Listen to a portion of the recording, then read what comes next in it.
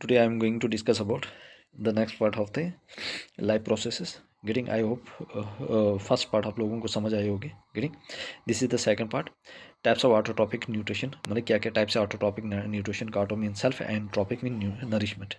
Getting अब हमारे पास है फोटोसिंथेसिस ऑटोट्रॉपिक न्यूट्रिशन. क्या है? Getting photosynthesis autotrophic nutrition light energy use for the synthesis of food. मतलब कि फूड बनाने के लिए हमें किसकी ज़रूरत होती है? लाइट एनर्जी की.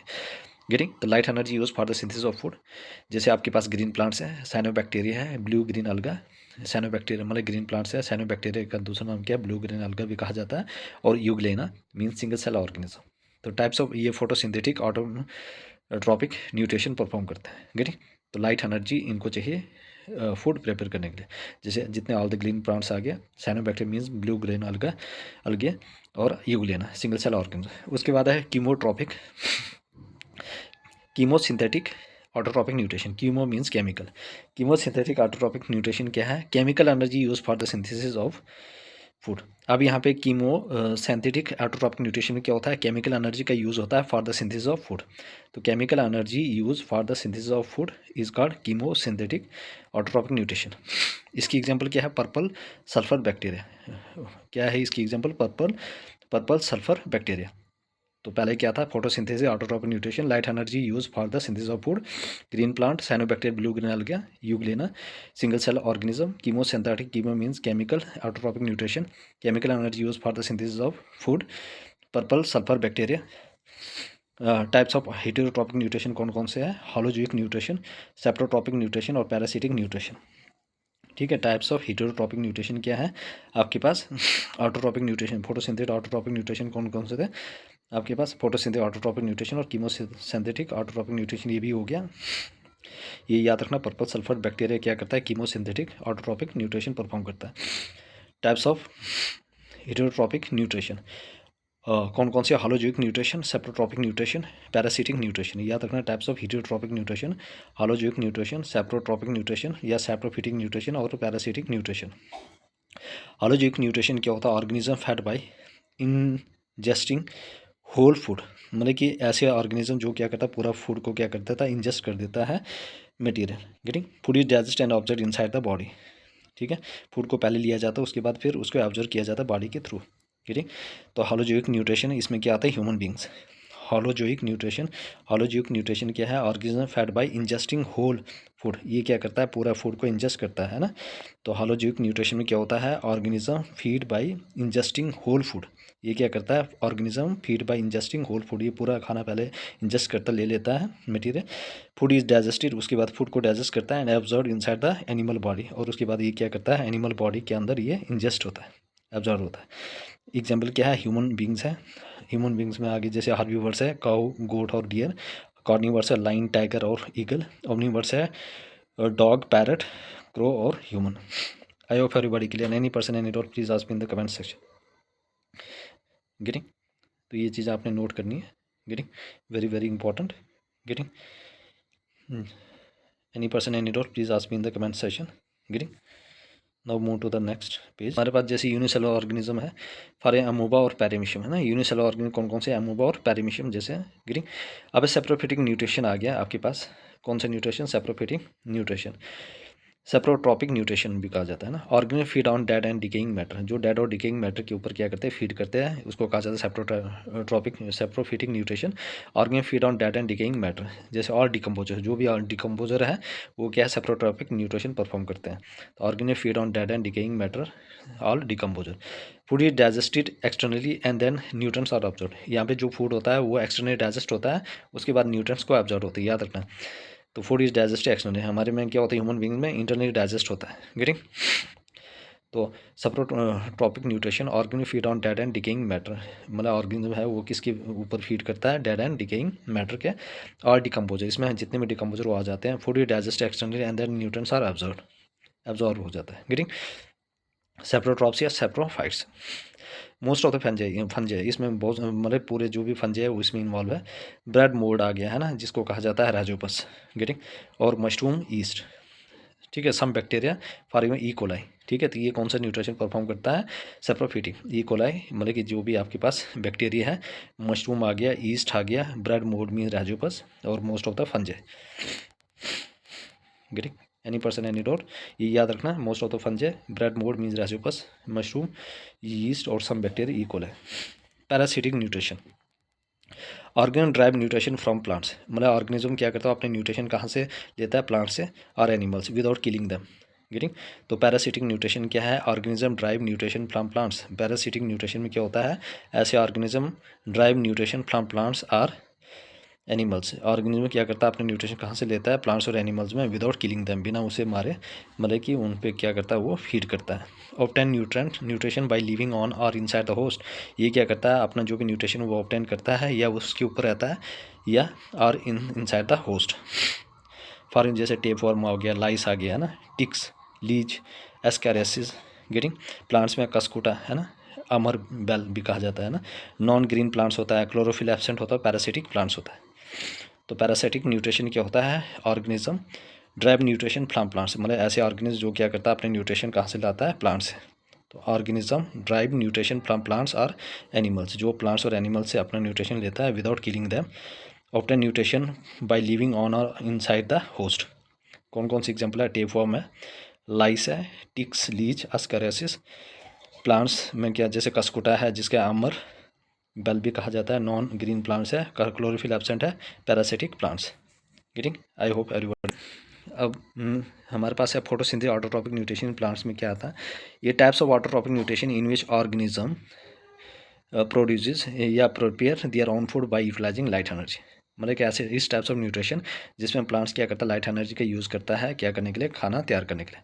कौन कौन क्या क्या प्रोडक्ट बनते हैं, कार्बन डाइऑक्साइड, वाटर, सनलाइट और क्लोरोफिल, है ना। कार्बन डाइऑक्साइड, वाटर, सनलाइट और क्लोरोफिल, वेरी वेरी इंपॉर्टेंट। कौन कौन से, कार्बन डाइऑक्साइड, वाटर, सनलाइट और क्लोरोफिल, ऐसे न्यूट्रिशन जिसमें ये चीज़ों का यूज़ होता है, कार्बन डाइऑक्साइड, वाटर, सनलाइट और क्लोरोफिल।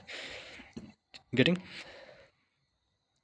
फोटोसिंथेसिस क्या होता है, फोटोसिंथेसिस मतलब ऐसे प्रोसेस जिसमें खाना बनाता है प्लांट्स, और जो भी प्रोड्यूसर होता है।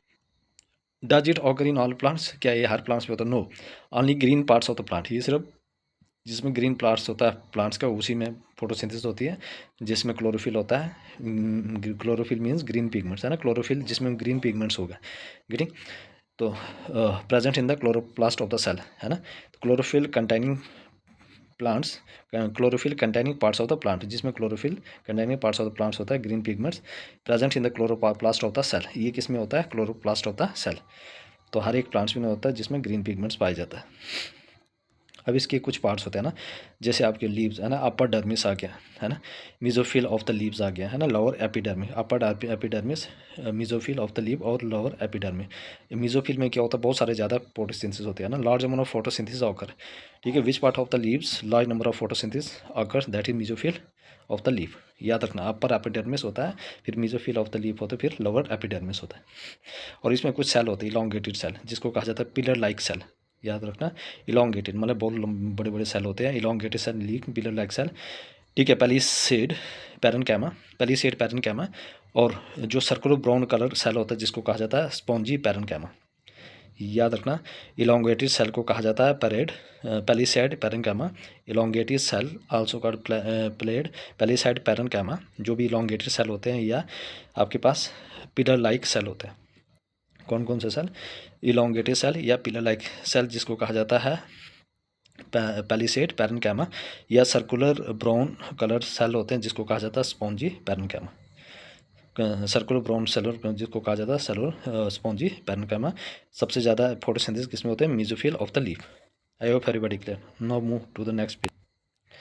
अब हमारे पास है फोटोसिंथेसिस, है ना। फोटोसिंथेसिस में क्या होता है, देखो ऐसे प्रोसेस होता है जो हमारे लिए खाना बनाता है, गेटिंग, जैसे जो भी ग्रीन पार्ट्स होते हैं प्लांट्स के। अब है 6 of carbon dioxide molecules plus 12 of water, ये आपस में मतलब रिएक्ट होते मतलब in the presence of sunlight, chlorophyll या सनलाइट, क्या बनाता है हमारे पास glucose, C6H12O6, 6 of carbon oxygen molecule और 6 ऑफ वाटर मालिक्यूल्स। क्या क्या आपके पास 6 molecules of carbon dioxide get combined with 12 molecules of water in the presence of मतलब क्लोरोफिल और सनलाइट। तो वी विल गेट क्या क्या हमें प्रोडक्ट मिलेगा, C6H12O6 मीन्स ग्लूकोज, जो एक कार्बोहाइड्रेट्स है, प्लस 6 मालिक्यूल ऑफ ऑक्सीजन, ठीक है, मतलब 6 O2 plus 6 of water molecules. ये चीज़ आप याद रखना है, C6H12O6, 6 molecule of water plus 6 molecule of water getting. तो कौन कौन से कंबाइन होते हैं, 6 molecule carbon dioxide plus 12 molecule of water getting in the presence of sunlight और क्लोरोफिल। ग्लूकोज बनता है C6H12O6। अब लाइट रिएक्शन में क्या क्या होता है याद रखना, मतलब कि लाइट फेज में क्या होता है या लाइट रिएक्शन में क्या होता है या लाइट डिपेंडेंट, है ना। लाइट फेज में क्या होता है, जो लाइट डिपेंडेंट होता है ना। लाइट होगा तो तभी ये चीज़ें पॉसिबल, नहीं होगा तो फिर ये पॉसिबल नहीं है। देखो, observation of light energy by chlorophyll. अब देखो, जो भी लाइट एनर्जी होती है उसको कौन करता है, उसको जो भी हमारे पास लीव्स है वो क्या करते हैं, इसको ऑब्जर्व करते हैं, ठीक है। लाइट एनर्जी या सोलर एनर्जी बाई क्लोरोफिल क्या करते हैं, इसको ऑब्जर्व करता है गेटिंग। लाइट एनर्जी मतलब कि जो भी लाइट एनर्जी है उसको कन्वर्ट करता है getting.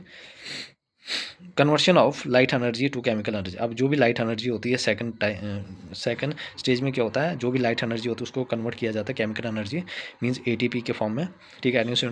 And split the water molecule into hydrogen oxygen. उसके बाद जो भी वाटर मॉलिक्यूल होता है वो स्प्लिट होता है हाइड्रोजन और ऑक्सीजन, ठीक है। तो याद रखना, यहाँ पे पहले क्या आ गया, observation of light energy of chlorophyll by chlorophyll, मतलब क्लोरोफिल के थ्रू लाइट एनर्जी ऑब्जर्व हुई गेटिंग। उसके बाद क्या हुआ, जो conversion of light energy into chemical energy ATP, और स्प्लिटिंग ऑफ वाटर मॉलिक्यूल, और जो भी वाटर मॉलिक्यूल था वो स्प्लिट हुआ इनटू हाइड्रोजन एंड ऑक्सीजन। ये याद रखना, ये किस में हुआ, दोनों लाइट रिएक्शन में, मतलब कि लाइट एनर्जी ऑब्जर्व हुआ बाय क्लोरोफिल के द्वारा। उसके बाद जैसे क्लोरोफिल ने उसको ऑब्जर्व किया तो लाइट एनर्जी किस में कन्वर्ट होगी, केमिकल एनर्जी में, मतलब ATP, ठीक है। और उसके बाद वाटर मॉलिक्यूल स्प्लिट हुए हाइड्रोजन और ऑक्सीजन में, ठीक है। उसके बाद थर्ड फेज में क्या हुआ, अब ये डार्क रिएक्शन में होगा। जो कार्बन डाइऑक्साइड था, carbon dioxide, reduction of carbon dioxide to carbohydrates. अब जो भी कार्बन डाइऑक्साइड था वो किस में कन्वर्ट होगा, कार्बोहाइड्रेट्स में। ये किस में होता है, occurs in the dark phase of dark reaction independent of light getting.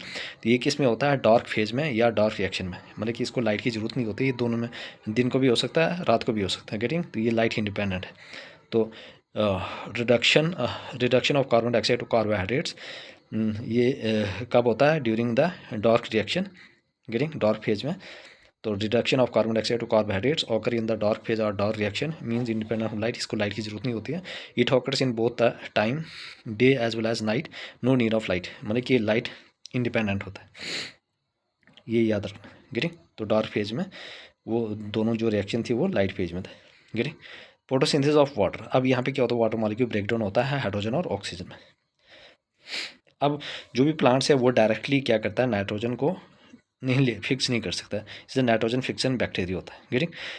अब नाइट्रोजन क्या करता है, किसके फॉर्म में मिलता है प्लांट्स को, इन द फॉर्म ऑफ नाइट्रेट्स, ठीक है, नाइट्रेट्स और nitrites from soil. Nitrogen in the form of nitrates और नाइट्राइट्स फ्रॉम द सॉइल। जो नाइट्रोजन है वो किसके फॉर्म में मिलता है, नाइट्रेट्स और नाइट्राइट्स फ्रॉम द सॉइल। तो nitrogen in the form of nitrates and nitrites from the soil, nitrates और नाइट्राइट्स के फॉर्म में मिलता है सॉइल से। ग्लूकोज जो स्टोर होता है as food in the form of starch, glucose stored as food, जो भी ग्लूकोज है वो क्या होता है, store as food in the form of starch. तो जो ग्लूकोज होता है वो स्टोर होता है in the form of food in the form of starch. तो ग्लूकोज स्टोर्ड होता है as food in the form of starch, याद रखना। मतलब जो भी प्लांट्स है ग्लूकोज किसके फॉर्म में स्टोर होता है, स्टार्च के। तो glucose stored as food in the form of starch, जो ग्लूकोज होता है स्टोर्ड होता है as food in the form of starch. तो ग्लूकोज क्या होता है, stored as food in the form of starch. Oxygen release into the atmosphere as a by product. अब जो ऑक्सीजन है वो कहाँ पे रिलीज होता है, एटमॉस्फेयर में एज ए बाई प्रोडक्ट। तो oxygen release into the atmosphere, जो ऑक्सीजन है वो कहाँ पे रिलीज होता है, एटमॉस्फेयर में as by product. Animals human store glucose in the form of glycogen, ठीक है। जो ह्यूमन है वो ग्लूकोज को स्टोर करते हैं इन द फॉर्म ऑफ ग्लाइकोजन, जो लीवर में क्या करता है, स्टोर करता है गेटिंग। तो नाइट्रोजन क्या करता है, नाइट्रोजन हमें किस फॉर्म में मिलती है, in the form of nitrates and nitrites from the soil getting. जो भी प्लांट्स है उसको नाइट्रेट्स और nitrites from the soil, nitrogen directly नहीं मिलता है तो, लेकिन नाइट्रोजन किस फॉर्म में मिलता है, nitrogen in the form of nitrates and nitrites from the soil.